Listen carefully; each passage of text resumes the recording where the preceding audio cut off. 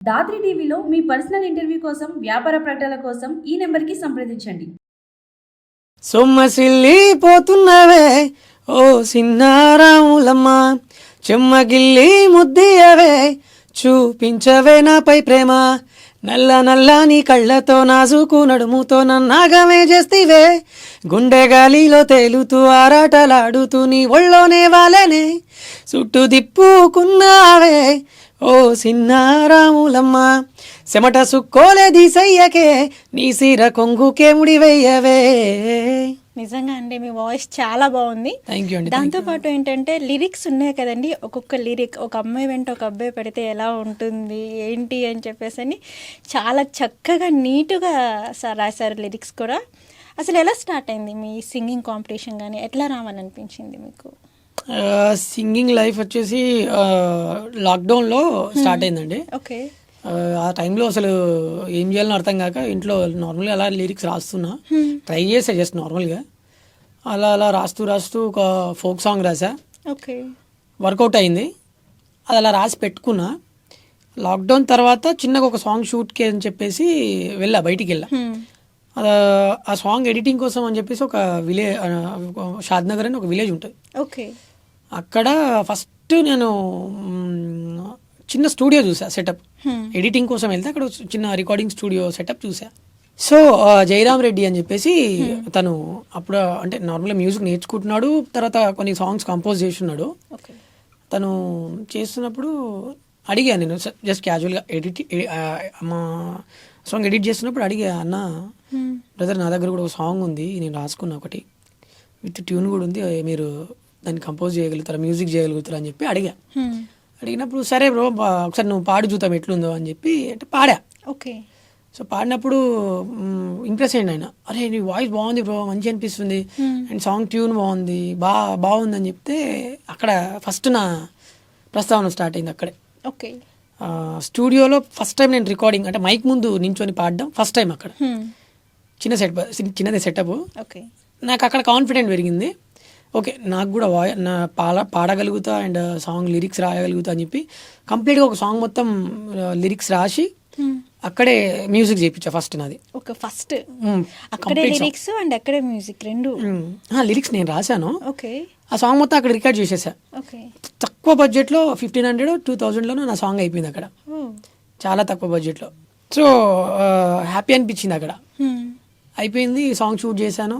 నాకు నా ఫస్ట్ సాంగ్కి షూట్కి హెల్ప్ చేశారు బాబు అని చెప్పేసి, మా మంచి క్లోజ్ అన్న, తను ప్రొడ్యూస్ చేశాడు నాకు అక్కడ. తను ఆ టైంలోనే నాకు ఒక 40,000-50,000 ఖర్చు చేసిండు. ఫస్ట్ సాంగే నా ఫస్ట్ సాంగ్కే ప్రొడ్యూస్ చేసిండు. చాలా హ్యాపీ అనిపించింది నిజంగా. బాగా సపోర్ట్ అంటే ఒక మనిషి ఎదుగుతున్నాడంటే ఎవరైనా హెల్ప్ చేస్తారు, కానీ కొంతమంది మాత్రం మనకి ఎందుకులే అనుకుంటారు. కానీ ఈయన అతను అలా కాకుండా నా మీద నమ్మకంతో నీకు మంచి టాలెంట్ ఉంది రా, నువ్వు చేయగలుగుతావు అని చెప్పి నన్ను పుష్ చేసి అక్కడ నన్ను నిజంగా ఒక సొంత తమ్ముడుకుంటే బాగా చూసుకుంటాడు. అండ్ తన వైఫ్ కూడా సుమా అని చెప్పి, తను కూడా నిజంగా ఈ ఇంటర్వ్యూ ద్వారా వాళ్ళకి నేను థ్యాంక్స్ చెప్పుకుంటున్నా. ఓకే. అంటే మీరు ఫోక్ సాంగ్స్లో ఫస్ట్ రాసిన సాంగ్ ఏంటండి? ఇదే చిటాపట చింతాకు అనే సాంగ్. ఓకే. నేను ఫోక్ సాంగ్స్లలో ఫస్ట్ రాసిన సాంగ్ అది. దాని తర్వాత సొమ్మసిల్లి సాంగ్, ఇది ఫోర్త్ సాంగ్. ఇది ఫోర్త్ సాంగ్. మొత్తం ఎన్ని సాంగ్స్ రాశారండి మీరు?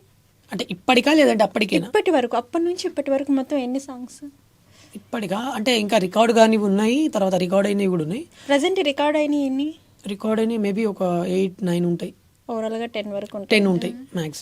ఓకే. ఇంకా రికార్డింగ్ అవ్వాల్సినవి ఇంకొన్ని మిగిలి ఉన్నాయి అంటారు? ఒక 20 ఉంటాయి. ఓకే. ఓకే అండి. ఫ్యామిలీ ఏంటండి? ఫ్యామిలీ వచ్చేసి మేము ఒక 5 మంది అండి. మా మమ్మీ డాడీకి 5 మెంబర్స్ బాయ్సేనా? లేదు, 3 బాయ్స్ 2 గర్ల్స్. ఓకే. 2 అక్కలు, మీరే లాస్ట్? నేను లాస్ట్ అండి. అందరికీ మ్యారేజెస్ అయిపోయినాయి, పిల్లలు ఉన్నారు, నేను లాస్ట్. మాది మా విలేజ్ వచ్చేసి మహబూబ్ నగర్ అండ్ భూత్పూర్ మాది. ఓకే. గోప్లాపూర్ విలేజ్ మాది.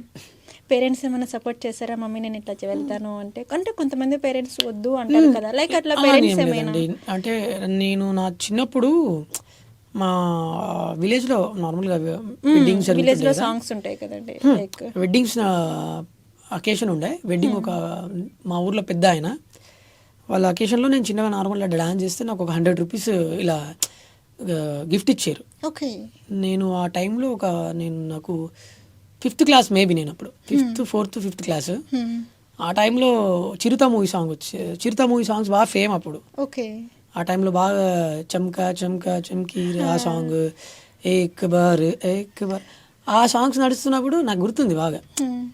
ఆ సాంగ్స్కి నేను డాన్స్ చేస్తే వాళ్ళు ఫిదా అయిపోయి, తను పెళ్లి కొడుకు ఓకే. తను వచ్చి నాకు 100 రూపీస్ ఇచ్చిండు.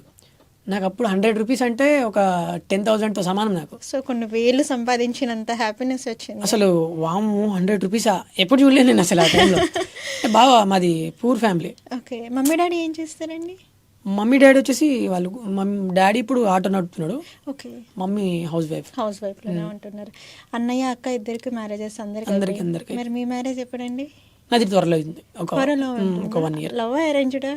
చెప్పలేము అది ఇక. చెప్పలేమంటారా? ఎందుకంటే మీరు అలా లిరిక్స్ రాశారు కదా, ఎక్కడ ఉన్నారో చిన్న రాములమ్మ అని చెప్పేసి అని. లైక్ మీ లైఫ్లో కూడా అలాంటి చిన్న రాములమ్మ ఎవరైనా ఉన్నారంటారా?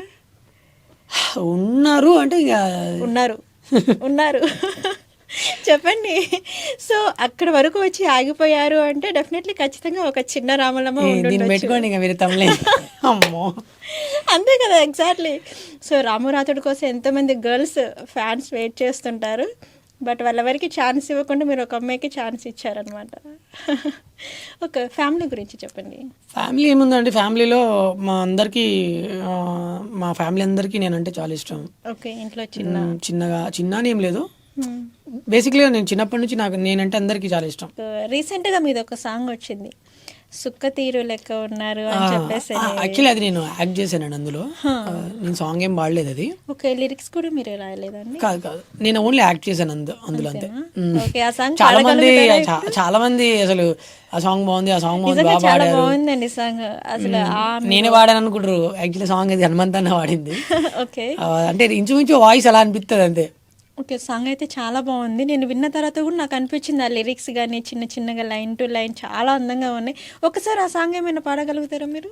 మోసాలు ఎరగా నీ ఎంత కూతరగా నీ ప్రేమంతో పదిలంగా నీ కోసం దాచిన 7 లోకాల తోడు నీడా నీకు కన్నయ్య కాదమ్మా నేను కంటి పాపోలే చూసుకుంటాను నువ్వు మెచ్చే రాముణ్ణి నేను సీత కష్టాలు ముడిపెట్టబోను. ఇంతకు మీరు కన్నయ్య అనుకోవాలా లేక రాముడు అనుకోవాలా? రాముడేనా? అంటే ఎవరికి ఎలా అనుకుంటే అలా. కన్నయ్య వాళ్ళ కన్నయ్య అనుకుంటే కన్నయ్య, రాముడు అనుకుంటే రాముడు. బట్ మీ లైఫ్ పార్ట్నర్కి మీరు ఏమి ఇస్తారు? కన్నయ్య అని ఇస్తారా, రాముడు అని ఇస్తారా? చెప్పాను కదండి, ఇప్పుడు మనిషి ప్రతి ఒక్కరు ఒక లైఫ్లో సక్సెస్ అవుతున్నాడంటే వాళ్ళకు తగ్గట్టు వాళ్ళు మోడ్యులేషన్ అవుతుంటారు. ఫర్ సపోజ్ మంచి వాళ్ళకి మంచోళ్ళు, చెడ్డోళ్ళకి చెడ్డోళ్ళు, అలా. ఓకే అండి. మీరు రీసెంట్గా డీ ప్రోగ్రామ్కి వెళ్ళారు కదా, అందులో వన్ ఆఫ్ ద కంటెస్టెంట్గా పార్టిసిపేట్ చేశారు కాబట్టి, సో ఎలా అనిపించింది అది మీకు? అది ఒక లైక్ ఎందుకంటే మీరు చాలా కష్టపడి వచ్చారు, చాలా పూర్ ఫ్యామిలీ అని చెప్పారు. సో అంత కష్టపడి ఈ రోజు ఇక్కడికి వచ్చేసరికి మీకు ఏమనిపించింది ఆ హ్యాపీనెస్? అసలు చాలా హ్యాపీ అనిపించింది అండి అది. అంటే లైక్ మంచి ఆపర్చునిటీ అది నా లైఫ్కి.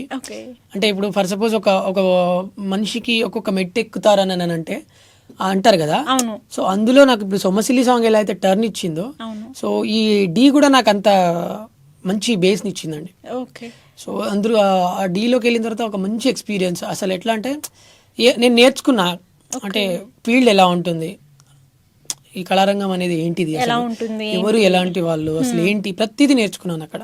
చాలా హ్యాపీ అనిపించింది. సో ఫస్ట్ అలవాటు అయిందంటారా చిన్నగా? అంటే ఫస్ట్ స్టార్టింగ్ ఒక 5-6 షెడ్యూల్స్ కొంచెం నర్వస్ గానే ఉన్నా. స్టేజ్ ఎక్కితే నాకు భయం పుట్టేది. అంటే నేను ఒక్కడిని కంటెస్టెంట్, అంటే నేను కంటెస్టెంట్, వెనక ఒక 10 మంది బాయ్స్ ఉంటుండే. అయినా నాకు భయం అవుతుండే, ఎందుకంటే ఫోకస్ మొత్తం నా మీదనే ఉంటుంది కదా. సో అట్లా కొంచెం నాకు ఫస్ట్ ఎక్స్పీరియన్స్ అది, స్టేజ్ పర్ఫార్మెన్స్, అది కాంపిటీషన్ కాబట్టి డి. సో ఆ స్టేజ్ మీద డాన్స్ అనేది కొంచెం కత్తి మీద సామంటారు కదా, ఇంకా అలాంటిది అది.